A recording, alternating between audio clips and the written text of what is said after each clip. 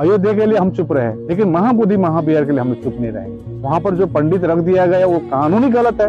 बौद्धों के स्थल में अन्य के धर्म क्यों रहेंगे वहाँ पर? और वो सबको बोल रहा है यहाँ पर शिवलिंग है, शिवलिंग है। वहाँ पे कुछ पंडा लोग, ब्राह्मण लोग घंटी बजा के बुद्ध की पूजा करते हैं। बुद्ध जो है पूरे दुनिया के जैसे शांति का संदेश दिया है और उसको वहाँ अतिक्रमण करके रखे हैं। वहाँ दिन रात जैसे शोरगुल होते रहता है।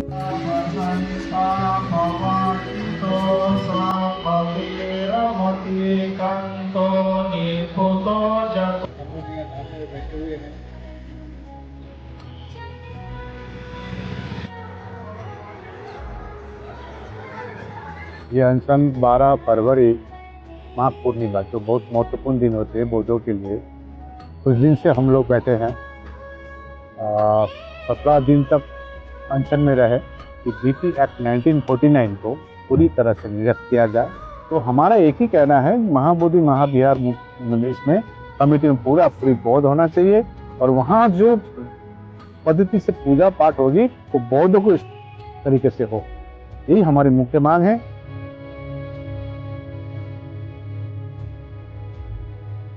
महाबोधि मंदिर के मैनेजमेंट को लेकर साल 1949 में बोध गया टेम्पल एक्ट बना था, जिसमें मंदिर के प्रबंधन के लिए एक 9 सदस्यीय बोध गया टेम्पल मैनेजमेंट कमेटी यानी BTMC के गठन की बात कही गई। एक्ट के मुताबिक कमेटी में 4 हिंदू और 4 बौद्ध सदस्य होते हैं। वहीं जिले का DM कमेटी का एक्स ऑफिशियो प्रेसिडेंट होता है। कमेटी के सदस्यों का कार्यकाल 3 साल का होता है। हिंदू बुद्धिस्ट नाम से वो एक्ट में जो मेजॉरिटी है वो सब हिंदुओं के नाम पे रखी हुई है। पूरा स्टाफ हिंदू है, तो कोई भी न्याय की बात जो है किया जा रहा है। जो भी स्थान होता है, चाहे मुस्लिम का हो, चाहे क्रिश्चियन का हो, चाहे सिख का हो, उसी धर्म के लोग मैनेजमेंट में होते हैं। कि ये जो कानून जब बना था 1949 में, उस परिस्थिति में बना होगा। ऐतिहासिक भूल होती है, हो सकती है, और भूल से सुधार भी हो सकती है।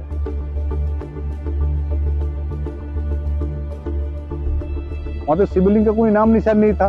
भगवान बुद्ध की मूर्ति थी, उसको हटाकर वहां पर दिया रखने की जगह था। उसको छुरी से खोदौर कर चीनी से उतर शिवलिंग का आकार दे रहा है। तो अब ये तो बहुत बर्दाश्त नहीं करेंगे। वहाँ महामाया का जो भगवान बुद्ध की माँ का वहाँ है, उसको अन्नपूर्णा देवी बोल के लोगों को बहुत बता रहा है। ये अतिक्रमण करना, अभी वो देखिए, आप अपने वीडियो देखे होंगे कि वहां पर भगवान बुद्ध की मूर्ति है और 5 पांडवों का नाम ले रहा है। एक हद होती है सब चीज की। आप पिंडदान करें, उसमें हम आपको रिस्पेक्ट करते हैं, लेकिन उस जगह में कीजिए ना, जब विष्णुपद मंदिर में जाकर कीजिए। आप एक ही बार गेट के सामने एकदम सामने करने जा रहे हैं, और जिस प्रकार से एंट्री हो रहा है, हमारे पास तो वीडियो है। बोध गया महंत यहाँ पर बोध गया महंत के लोग जो है उसके अंदर सेंट्रलिटी ज्यादा है। जो पूजा पाठ करने वाले पुजारी उजारी है वो हिंदू अपने को हिंदू मानते, अपने को ब्राह्मण मानते, और इसलिए जहाँ डोनेशन है लोगों का वो तोता लेके जाने की केवल उनका एक मकसद है। तरह कुछ ढोल मंजिरा लोग बजाते रहते हैं, हल्ला करते रहते हैं। तो वहाँ जो पौधों को जैसे भिक्षुओं का जो हम साधना करने का जो जगह है, शांति रहने का जगह है, वो जैसे एकदम नहीं है, वो अतिक्रमण करके रखे हैं। इसलिए हम लोग चाहते हैं कि उनका जो कानून बना हुआ है, काला कानून BT एक्ट 1949, उसको रद्द होना चाहिए और पौधों को जैसे सौंपना चाहिए।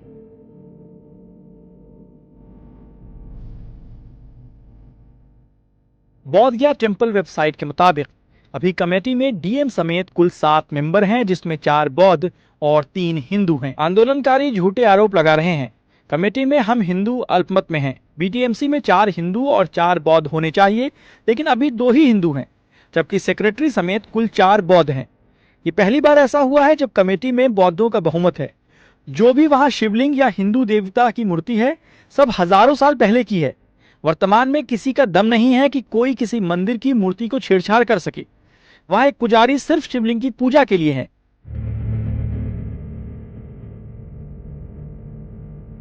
तो भारत की धरती तो बौद्धों की धरती बोला जाता है, और उसी देश में हमारी बात नहीं सुनी जा रही है। महात्मा गांधी ने 1922 में कहा कि पहले भारत को आजाद होने दो, तो बौद्धों को स्थल है, बौद्धों को दिया जाएगा। फिर अंततः 1949 में एक कानून बनती है। बीच में भी आंदोलन हुई थी 1992 में बनते सुरेश देसाई की अगुवाई में।